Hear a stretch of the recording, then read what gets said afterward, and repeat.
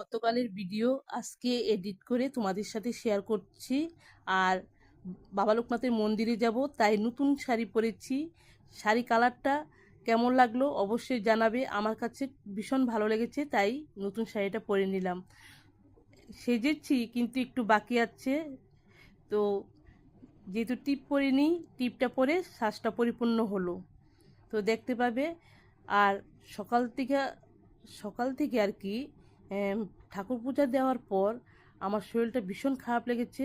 একটু সময় শুয়েছিলাম, কিছুতেই বসে থাকতে পারছিলাম না, শুয়ে পড়েছি। তখন মা বলল, এবছর উপাসটা তবে বাদ দাও।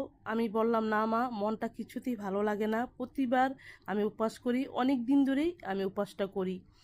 তো আমি ঠাকুর ঘরে চলে আসলাম। এখানে সকালে দেখিয়েছিলাম তোমাদেরকে ফুল, বেলপাতা আর দুই প্যাকেটে ফল, তাল মিষ্টি, যা যা নিতে লাগে আর কি, দুব্বা। তো প্রদীপ সাজিয়ে নিয়েছি। প্রদীপের তেলটা যাতে কাপড়টা না লাগে সেই জন্য একটু দেরি হলো। তো সবটা নিয়ে চলে গেলাম বাবা লোকনাথের মন্দিরে। এই দেখো, তোমাদেরকে প্রথমে বাবা লোকনাথকে দর্শন করাচ্ছি। বাবাকে, যেহেতু মল মাস চলছে, তাই বাবা লোকনাথের পূজা হয়েছে আর শিব বাবার পূজা হয়েছে। এখন একটা লোক আছে ব্রাহ্মণের সাথে, তো উনি শিবলিঙ্গের জল দিবে প্রথমে, তারপর মধু দিবে, তারপর দুধ দিবে, দেখতে পাবে। তো মল মাস বলে শুধু বাবা লোকনাথ আর শিব বাবার পূজা হচ্ছে। অন্য বছর নারায়ণ পূজা হয়, তার ব্রহ্মা আছে এখানে, সব ঠাকুরের পূজা হয়। এবার এই বছর মল মাস বলে শুধু বাবা লোকনাথ আর শিব বাবারই পূজা হলো। আমি মন্দিরে যাওয়ার পর ছোট একটা পিতলের বাবা লোকনাথ আছে, তোমরা ভালো করে দেখবে।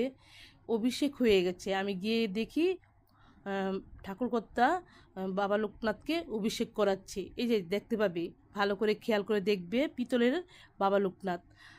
আমি ভিডিওটা স্পিড বাড়িয়ে দিয়েছি, তো দেখতে পাচ্ছ কি না তোমরা। আর 2 পার্ট ভিডিওটা করেছি। 1 পার্ট আজকে শেয়ার করলাম, আর পরে আমি এডিট করে তোমাদের সাথে আবার 2 পার্ট শেয়ার করব। তোমরা তখন আমি তোমাদেরকে ভালো করে দেখাবো পিতলের যে বাবা লোকনাথ, দেখতে পাবে সামনে আছে। তো অভিষেক করেছে, সেই ভিডিওটা করতে পারিনি। তারপর আমি বারান্দাতে চলে আসলাম।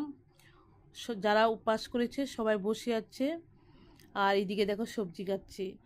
তো খুব গরম ছিল, প্রচণ্ড রৌদ্র উঠেছিল, কিন্তু অনেকটা সময় পর এরকম, যেহেতু খোলা জায়গা, নদীর পার সামনে, তুফান বৃষ্টি, একদম বারান্দাতে কিছুতেই থাকা যাচ্ছে না। তারপর বাবা লোকনাথের মন্দিরে আমরা মন্দিরের ভিতরে চলে আসলাম। এই দেখো, আমি বারান্দার থেকে নদীর পাড়টা তোমাদেরকে দেখাচ্ছি। তখন রৌদ্র ছিল, তারপর যা ঝড় তুফান হয়েছে না, সেই ভিডিও পাবে। আমি ভিডিও এডিট করে তোমাদের সাথে শেয়ার করব। তারপর আমি একটু হেঁটে নদীর পাড়ে বলতে সামনের দিকে একটু চলে গেলাম। আমি ভাবলাম তোমাদেরকে একটু দূর থেকে দেখাই। তো এই যে দেখো নদীর জল, নদীটা কিন্তু অনেকটা দূরে ছিল জানো। এই 5 বছরে নদী অনেকটা সামনে চলে আসছে। তো সেই জায়গাটায় অবশ্যই তোমরা গতকাল আমি ছবি পোস্ট করেছি, তখন দেখেছ। তো তখনও দেখো কত রৌদ্র। তো ভিডিওটা আমি বেশি লং করিনি, কারণ লং ভিডিও সবাই দেখতে ভালো পায় না আর কি। তো যখন ভিডিওটা এডিট করেছি প্রায় 20 মিনিট হয়ে যায়, তার জন্য 2 পার্ট করেছি। 1 পার্ট আজকে শেয়ার করছি, পরে 2 পার্টটা আমি পরে তোমাদের সাথে শেয়ার করব।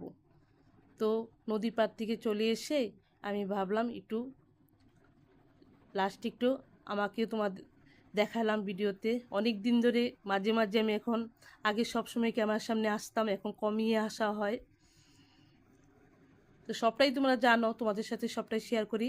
সবার লাস্টে একটা কথাই বলবো, জয় বাবা লোকনাথ।